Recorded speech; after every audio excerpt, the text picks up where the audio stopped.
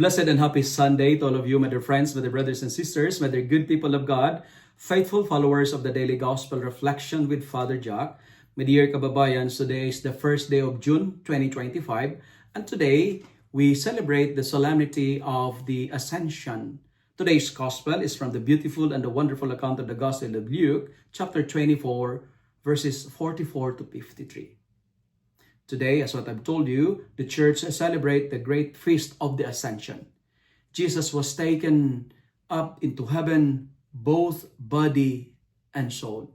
And today's gospel is in the version of Luke, and Luke says, he was carried up into heaven. Ascension happened 40 days after his resurrection. Jesus ascended into heaven 40 days after his resurrection. It's good to ask this question. Why Jesus spent 40 days before ascending into heaven? Why? What do you think? You know what? The very main reason why he spent 40 days before ascending into heaven, because this is to prepare his disciples to be a credible, dynamic witnesses, to prepare his disciples. It was a popular belief that the master should spend 40 days with his disciples before leaving them. And psychologically speaking, if you want to master something in your life, you have to keep repeating it for 40 days. If you wanted to change something in you, like a bad habits, just to mention, maybe an addictions or maybe an inordinate attachment, you have to avoid it for 40 days of rigid training and disciplining. You have to avoid it, refrain from doing it for 40 days, and it will change your vices into a virtue. And you know what? After 40 days, it will give you a positive impact in your life. But what is the ascension is trying to tell us today is this. Jesus ascended into heaven to tell us that we too are destined to heaven. We are meant for heaven. We were created for heaven. And Jesus brought our humanity to heaven. Through Jesus, our humanity is no longer bounded by space and time. That's very beautiful, Ascension is an entry to eternal glory. And Jesus ascended to heaven to prepare us a place for us. My dear friends, let me share 3 important points today. Number 1, the ascension is telling us that our greatest goal in life, our greatest desire in life must be heaven. Let heaven be our ultimate aim. Make heaven your ultimate goal. Look towards heaven. Do everything that will bring you to heaven. Is the way you think can bring you to heaven? Is the way you behave can bring you to heaven? Is the way you speak, the way you dress, the way you express reality, express yourself, express the reality of heaven? Is your character, your behavior leads you and others to heaven?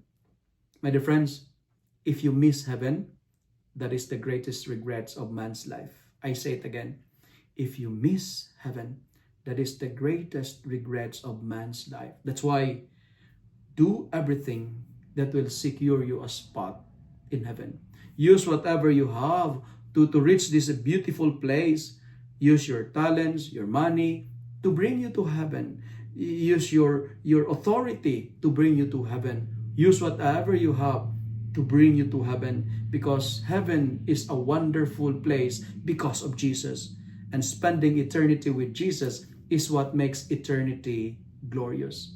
God's presence is heaven's essence. Look towards above. Don't focus on the below, because we are meant for above, not for below. And that's the first point that I would like to share. And the second point is this. Before his ascension, he told his disciples that repentance and forgiveness of sins is to be proclaimed. And he said, "You are witnesses of these things."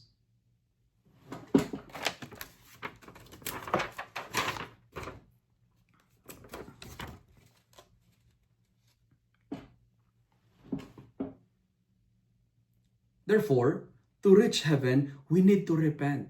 We need to transform our life. We need conversion. To reach heaven, we need to be cleansed of anger, of resentment, of unforgiveness, and the oppression of hatred. You are witnesses of these things, meaning to say, be an example of change. Be a model of change. Be the first one to set an example of conversion.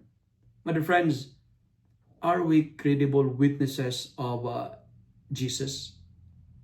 Today, repentance is a requirement to reach eternal life. And finally, I love what Jesus did before his ascension. He was blessing the disciples. And giving a blessing when you're living is a beautiful gesture of love. For us Filipinos, it is our culture, it is our tradition that we take the hands of our elders and put them on our forehead as a sign of asking blessing. Some of our elders, they make a sign on our foreheads as a form of blessing. I would suggest parents would make it a practice to bless your children when they live at home. Never be stingy in giving your blessing.